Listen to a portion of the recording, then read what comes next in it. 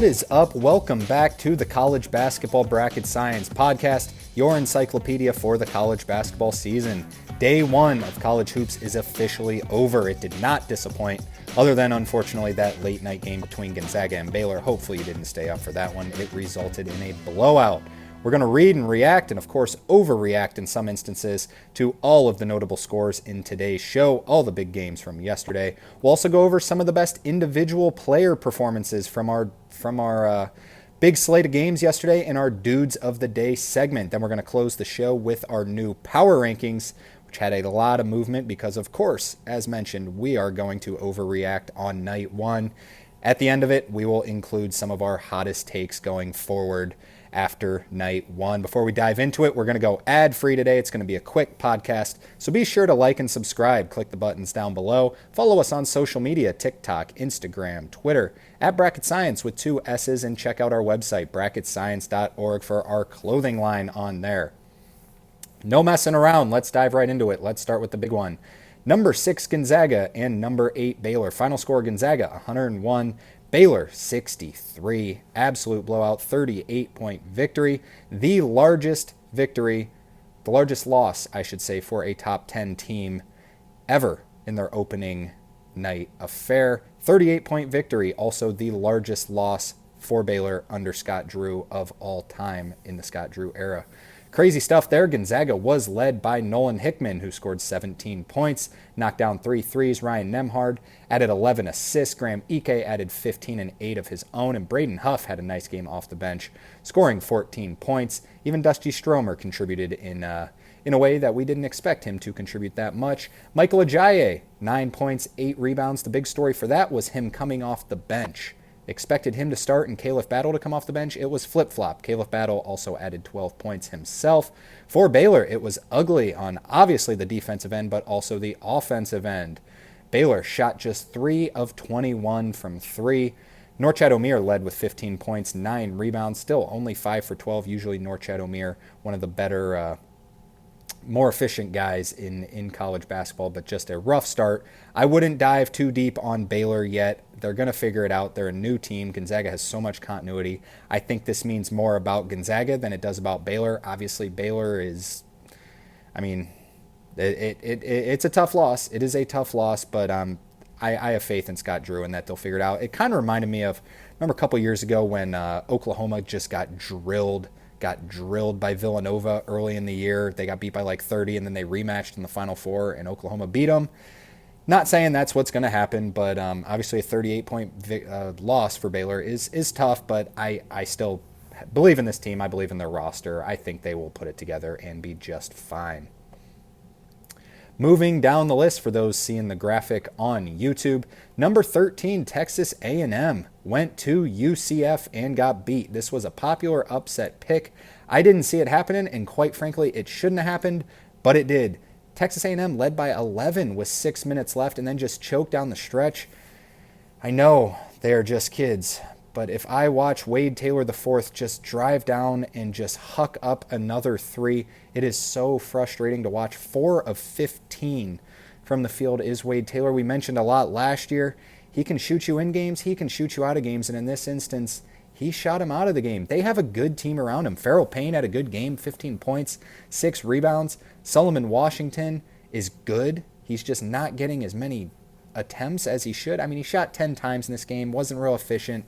3 of 10. They just play so much me ball, and it starts with Wade Taylor. Anderson Garcia, only 4 points, 2 of 2 from the field. Manny Obaseki only shot 3 times. Remember, he was their key contributor in their run last year where they got blazing hot down the stretch. Only shot 3 times. I don't like this offense. I don't like how it went. For that reason, I'm going to overreact. I move them down a lot in my rankings strictly because it's the same old story. We were talking this season about all their continuity coming in, all their experience, yet they just give the ball to Wade Taylor and he comes down and hucks up a fadeaway 3. Now, he was 4 of 11 from 3, which isn't the worst percentage ever. It's not the best percentage ever. But that was it. He didn't score a 2. He did not make a 2-point field goal in this game. He had 13 points, 7 assists. Farrell Payne did end up fouling out of the game. He ended up with 5 fouls. So did Anderson Garcia. So it was frustrating all the way through. But let's talk about UCF, a well-deserved win. And the takeaway I take from UCF What an environment. Incredible stuff at UCF from that student section. Darius Johnson went off. 24 points, knocked down 5 threes, was 5 of 11. Jordan Ivy Curry looked good. J.J. Taylor was who I was, besides for Darius Johnson, was most impressed by, the transfer from Memphis. He is long. He's quick. I was very impressed by J.J. Taylor off the bench. He had 22 minutes, scored 10 points, looked very good. Keyshawn Hall, obviously also a solid player. UCF was without Mikey Williams, their highly touted prospect, also highly problematic prospect, quite frankly. But UCF got the job done, came back from 11 down with 6 minutes left. Good for Johnny Dawkins' squad, UCF. They might be ranked next week, which is just awesome for that UCF fan base. All right, the other late game at night was the second best game of the evening. Well, in terms of where the teams are ranked, Ohio State took down number 19 Texas in Las Vegas, 80-72. Bruce Thornton was the leading scorer for the Buckeyes. 20 points, 3 of 4 from downtown, 7 of 10 from the field. Bruce Thornton, I will say it right now, is the most underrated player in all of college basketball. Bruce Thornton is incredible, could end up on an All-American team. Micah Parrish also with some sparks on the offensive end, known a lot for his defense. Good offensive player as well, though. 17 points, 6 rebounds, 5 assists for the San Diego State transfer. Very nice. Devin Royal provided some nice spark off the bench with 16 points. Junie Mobley, John Mobley Jr., known by Junie, 4 of 4 from deep. The freshman scored 14 points in his debut. What a start for Junie Mobley. Michi Johnson, Aaron Bradshaw, and Sean Stewart, 3 of their starters, combined for only 10 points. So be a little optimistic about the Buckeyes beating Texas without their 2 blue blood transfers in Aaron Bradshaw and Sean Stewart, really providing that great of a game along with Michi Johnson, that highly coveted transfer. In terms of Texas, all their scoring basically came from Trey Johnson. The 5-star freshman scored 29 points, 5 rebounds, 4 assists, 10 of 20 from the field goal, 5 of 10 from 3, so a bunch of 50%ers there. He was it. He was basically their only scoring. They had 2 other players in double figures. It was Caden Shedrick, who is a center and shot 4 of 12 from the field, which I do not love. He ended up with 10 points, and Arthur Kaluma, the Kansas State transfer, ended with 10 points. Now, take it with a grain of salt. Texas was without Tremont Mark, who I quite frankly think, outside of Trey Johnson, is their most important player. Jordan Pope was their other highly coveted transfer who came in from Oregon State. He had 5 points, 2 of 8 from the field, did not play well at all. Texas was missing Tremont Mark, and but, you know, give the Buckeyes some credit. The Buckeyes shot 14 of 28 from 3, so if you're going to think, hey, they shot the lights out, only beat Texas by 8 without Texas's potentially most important player, you can take it that way, but you can also take it as Rodney Terry has an incredibly talented team even without Tremont Mark and still got beat by the Buckeyes. So take it how you want. I'm not going to overreact too much to this game. Impressive win by Ohio State and Jake Diebler. All Jake Diebler has done is win. Now, number 21, Florida took on USF. We already talked about UCF. USF. And USF was actually leading by 1 at the half, but Florida ended up winning the game 98-83. The story, of course, for Florida, Walter Clayton Jr., 29 points on 10 of 15 shooting, knocked down 2 threes, and Will Richard, 25 points, 10 of 17 shooting. Their dynamic duo. Elijah Martin, not very good on the offensive end in this one. Great defensively. 13 points, 3 of 12 from the field, 0 of 6 from 3. Rough offensive start, but his team's big. His team's got guard play. Florida's pretty good. Watch out for Florida. Moving into some of the mid-major games, as you can see on the graphic, we left the center for the big mid-major games. Santa Clara took on St. Louis in the opening game of the season, was it? I think it was. And Santa Clara took them down 85-78. Santa Clara looked good. Early, they got a guy by the name of Alpha Ball, who everyone should know. He can really score the basketball. He had a great game in this one. The big news from St. Louis, though, Robbie Avila came down on that ankle that was hurt coming into this regular season, and he is going to be out at least over a month. Even with Avila in, was not very impressed by St. Louis. Gibson Jimerson can really shoot the ball, but man, does he make a few mistakes as well. Isaiah Swope, same thing. He can really shoot the ball, but just out of control. They looked like a team that wasn't that well coached, quite frankly, and that's the complete opposite of what we think with Josh Schertz. So that was just kind of a That was a strange one. And excuse me, that was the second game of the Field of 68 showcase. That was the second game of the season. It was Southern Illinois and Charleston played the first one. Charleston got the win in that one in Chris Mack's debut. Other games to note, McNeese fell to South Dakota State, 82-73. McNeese, a darling in the preseason, received some AP top 25 votes, but they lost to South Dakota State. Now, the game was played at the Pentagon, so you can say a little bit of an advantage for South Dakota State. South Dakota State, just one of those programs that wins. They brought them down 82-73. Tough loss for McNeese, looking to get an at-large contention here. Vermont went to UAB, who is also a darling for most people, and beat them 67-62. Now, TJ Long did end up playing in this game. He wasn't expected to play for a while last week. Ended up playing in the game and led Vermont to a victory. UAB did not make a three in this game. They lost by 5. Take it how you want. They didn't make a three, only lost by 5, or they didn't make a three. Are you kidding me? So UAB, tough loss here. They were kind of one of the teams that a lot of people expected to be in at-large conversation. Wichita State took down Western Kentucky. Now, you might think, why is this game on here? I like Wichita State. I've seen Wichita State. I've seen their fan base is kind of back into it this year. Wichita State might be a player this year, and going on the road and beating Western Kentucky as an underdog, I like Wichita State this year. Watch out for the Shockers. They won this game 91-84. Now, the biggest upset of the night, unless you consider UCF over Texas A&M a bigger upset, but in terms of point spread, North Florida went to South Carolina and beat them. That can't happen. I mean, we have given our praise to Lamont Paris for a long time. This can't happen. You can't lose a team to North Florida, who lost Chaz Lanier. Remember, Chaz Lanier is going to be playing against South Carolina this year at Tennessee. They lost Chaz Lanier, and North Florida went into South Carolina and just beat them 74-71. Came out with no energy, didn't look good.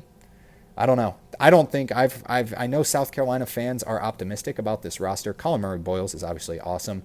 Nick Pringle was good last year. He was key going into with Alabama, and they're making their Final Four. But I don't like the roster, quite frankly, whatsoever. I don't think that they were near a tournament team preseason, and this kind of just proves the point that might not be their year. Missouri went to Memphis. Missouri led by 10 at the half, and I was watching the UCF Texas A&M game, and I'm like, man, I got to turn on this game, because I thought I might turn on that screen and Memphis fans would be throwing things at Penny Hardaway. But give them credit. Memphis came all the way back, won by 18 in the second half to pull out an 83-75 victory. Man, Dennis Gates just can't win right now. Missouri, I saw a fact somewhere on Twitter.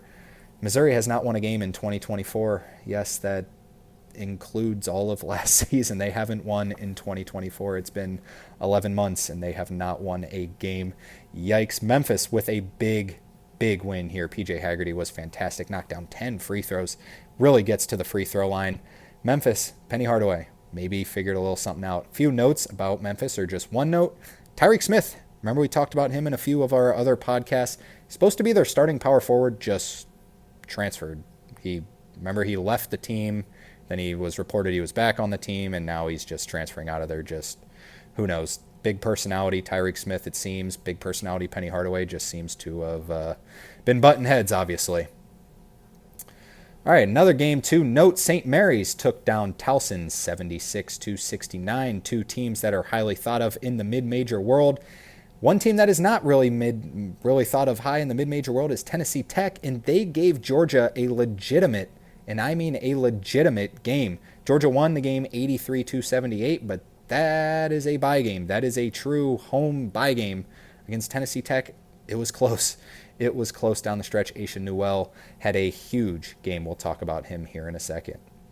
All right, that is all the results that we're going to talk about. 12 games right there. Obviously, a lot of other teams played, like Kansas, Kentucky. They all look great. Iowa State. Houston, they look great, but they played kind of some nobody teams and just dominated all throughout. Michigan, Louisville, all won. Look great. Nothing else of note, really.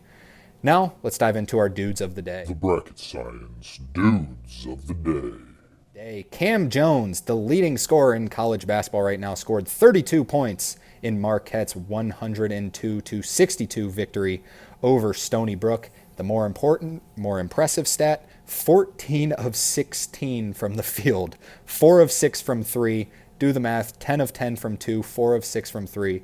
Absolutely stellar stats there by Cam Jones. Moving on to Devin McLaughlin, the big forward from Vanderbilt to transfer from Boston College. 24 points, 13 rebounds, the more impressive stat. 10 of 10 from the field. He did not miss in Vanderbilt's 102-63 win over Maryland Eastern Shore. Will Riley, the star freshman, reclassified freshman from Illinois, went off for 31 points, 7 rebounds, and went 10 of 13 from the field and 5 of 6 from 3 in Illinois' 112-67 win over EIU. Derek Queen, you might think Will Riley had the best freshman stat line there. Derek Queen, 22 points, 20 rebounds in his freshman debut. That is absolutely ridiculous. 9 of 16 from the field. 20-20 game in college is so rare. Imagine it in a debut. This is crazy. Maryland beat Manhattan 79-49. Now, other names, we're not going to go over all their stats, but guys who also just went off. Danny Wolf went off for Michigan. Lynn Kidd went off for Miami. We already mentioned Bruce Thornton had a great game for Ohio State. Braden Smith had 15 assists for Purdue. Otega Owe went off for Kentucky, known as a defender. Played well defense, also great on offense, 8 of 9 from the field. Asa Newell went off as well with a double-double. Walter Clayton Jr., we already talked about. Nick Clifford from Colorado State went off, and then Trey Johnson, as mentioned, from Texas. Those are the dudes of the day. Now we're going to get into a new segment we're incorporating, the Where You At segment. Where you at? All right, so the new Where You At segment is just guys where they didn't show up. Where were they? Starting with Cade Tyson. Cade Tyson did not start for North Carolina. Didn't expect this one to come. He only played 17 minutes. Seth Trimble came into the starting lineup, did not start. The more surprising one that did not start, AJ Storr did not start for Kansas. Now, we've heard some reporting on Bill Self, little kind of questioning AJ Storr and really high on Zeke Mayo. It proved in this game. AJ Storr only played 15 minutes and Zeke Mayo went off in this game. Motajais Krivas from Arizona did not start as well. Big 7'2" guy on everyone's breakout player list. Only played 10 minutes. He was efficient. He had 9 points in 10 minutes. Didn't start. I thought he was going to be a key part of that Arizona team. And then Darlin Stone Dubar, the key transfer to Tennessee, did not even play. He didn't get in. Darlin Stone Dubar, where are you at? He didn't play. Motajais Krivas, AJ Storr, Cade Tyson. Read into it if you want, or don't read into it. Now, let's get into our power rankings. Power rankings.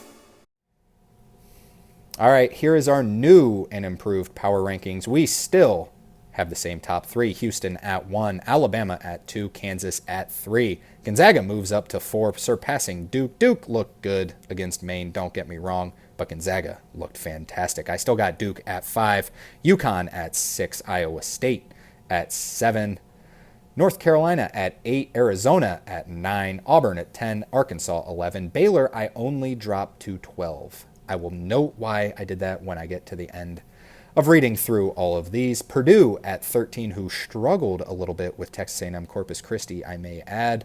Texas Tech at 14, UCLA at 15, Indiana at 16. I moved Ohio State all the way up to 17. I moved Kentucky up quite a bit as well to 18. Michigan at 19, Marquette at 20, Creighton 21, Tennessee to 22. I dropped A&M down to 23. St. John's at 24, Cincinnati at 25, Texas I dropped down to 26, Ole Miss at 27, Florida at 28, Xavier at 29, Oregon at 30. Now, unfortunately, I had to drop someone out because I had to move in Ohio State and Michigan. That happened to be Grand Canyon, who got a win. They squeaked out a win, but they were without Tyon Grant Foster, who's a potential All-American. Also, unfortunately, had to just drop Boise State because I had to move those 2 teams in.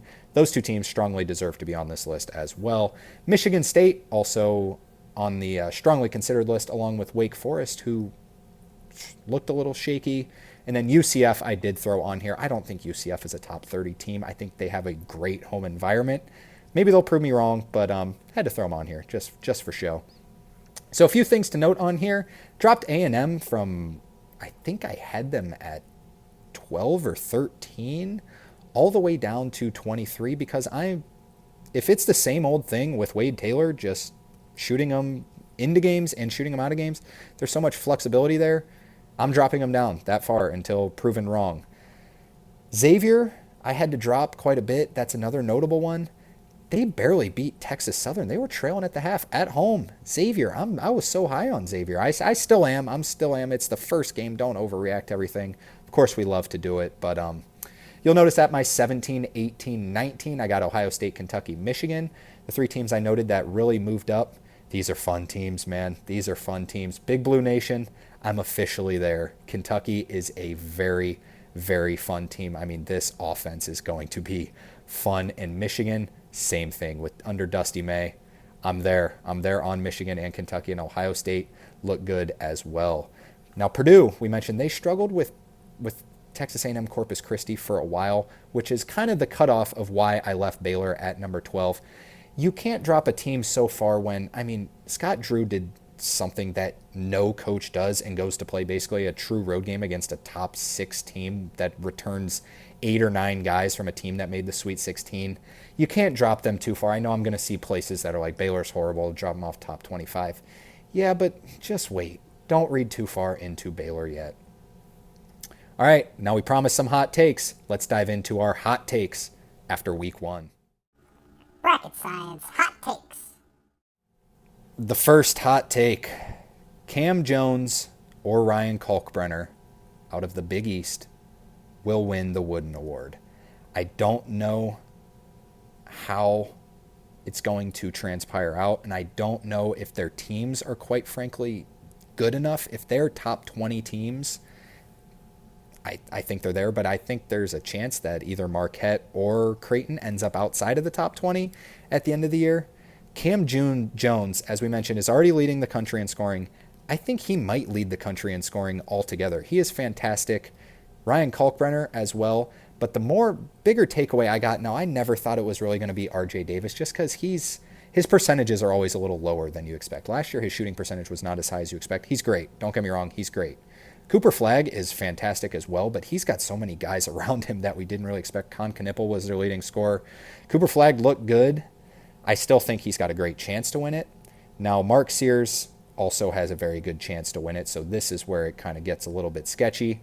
But I'm going with Cam Jones, and then I think I'm going with Ryan Kalkbrenner right after that. And then you got Mark Sears right there as well, Cooper Flagg, RJ Davis. I think those would be my 5 right now as your players to watch out for.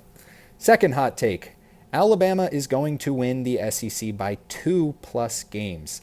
Now, you can get picked off just about anywhere in the SEC, which is why it's always close. I think there was like a 4-way tie for first last year. Alabama will win the SEC by 2+ games this year. I believe in it. Next hot take is probably the most flaming hot of them all. I think Michigan's going to win the Big Ten this year. Crazy thing to say. It's day 1. I've seen them play twice. They score a lot of points. The main reason I think this is Danny Wolf. Danny Wolf might end up being an All-American. He is so good, the transfer from Yale.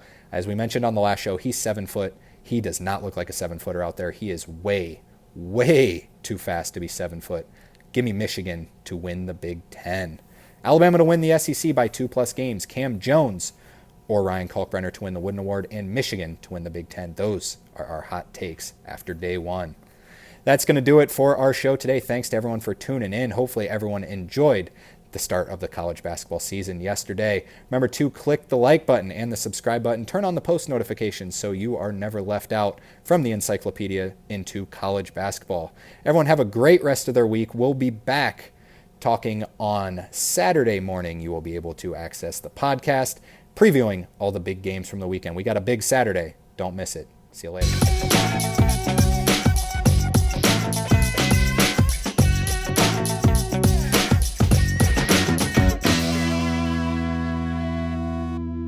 Are you looking to support your school with a nice college t-shirt that is not only stylish, but also comfortable? I have got the shirt for you. Take a look at our basic approach to a t-shirt without all the big logos, strictly getting to the point, just showing your team's name. These shirts are comfortable, they're stylish, they're basic, there's not too much going on. They come in the colors white and gray. They are a great deal right now. Go check them out on our website, bracketscience.org, link in the description.